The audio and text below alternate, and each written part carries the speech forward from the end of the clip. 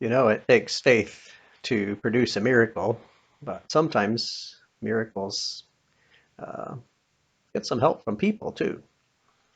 Years ago, in the Kenora jail, there was a chaplain.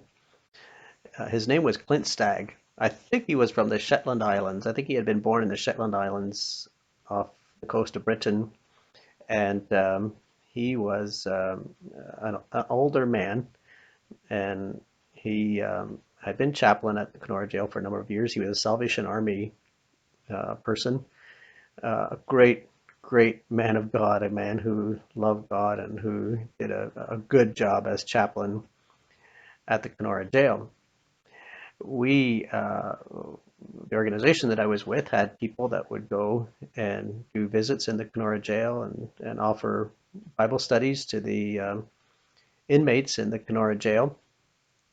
And so we had a lot of interaction with Clint Stagg, and we would also go over and do church services on Sundays. And so one time we invited Clint Stagg to Dryden, to Beaver Lake. And we thought, since he's coming, it's a special Sunday. We'll have a fellowship meal and give people time to visit with him and him to visit with the staff. So we had a fellowship meal. People brought food, and yeah, there was a lot of food. It was good. Well, Clint was just over the top about this fellowship meal. And so we had to have him back. So every year we would invite Clint Stagg once a year to come to Beaver Lake, and we would have a fellowship meal.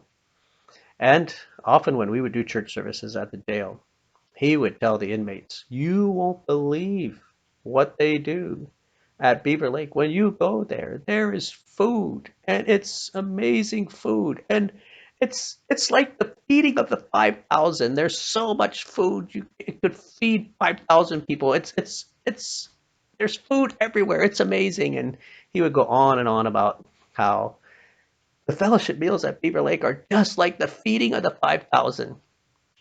So now Clint Stagg liked a good joke. He liked to joke around. So Alan Miller was our staff person in Kenora, and so I told Alan, let's play a joke on Clint Stagg. You know, he's always talking about the feeding of the 5,000. When we have him come over for the fellowship meal, let's make him think that we really are feeding the 5,000 with 5 loaves of bread and 2 little fish. So um, we had it all planned out. We had everybody bring food, just like always, but we put it on a counter, and then we hung sheets down over the front of the counter so that you couldn't see any of the food when you came in from into the basement of the main camp building, and all the food would be behind the sheets. Then we set up a table, and we put 5 loaves of bread, and we got a little can of sardines or something. We got 2 little fish out of there, and we had a table set up with 5 loaves of bread and these 2 little fish. So I said, well, I'll keep Clint busy down in the chapel until we have everything set up and it's all ready to go.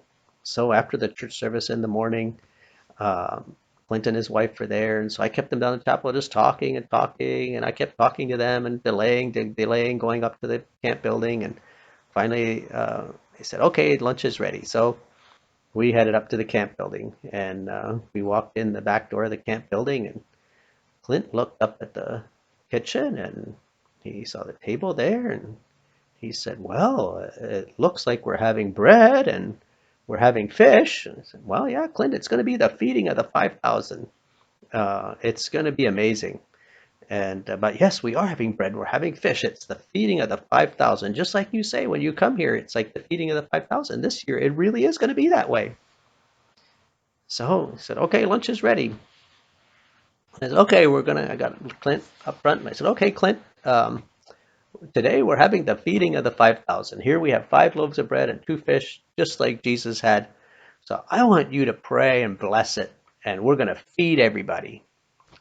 And oh, I could see he looked really worried, and he didn't look too confident. But he prayed and he prayed and he prayed and he prayed some more, And then when he was done praying and asked God to bless it and multiply it and I don't know what all, he had a long prayer and he really poured himself into the prayer. When the prayer was finished, then we dropped the sheets and there was all the food. I could just see a wave of relief sweep over Clint, and he was so relieved to see that the food was there. So, in that case, the miracle was helped along by people. In some cases, it's God who does the miracle without any help from people. Just like when Jesus fed the 5,000, all he had, the only help he had, was the little boy's lunch of 5 loaves and 2 fish. And he did the rest. So whether what we need comes from people or from God, God supplies our needs.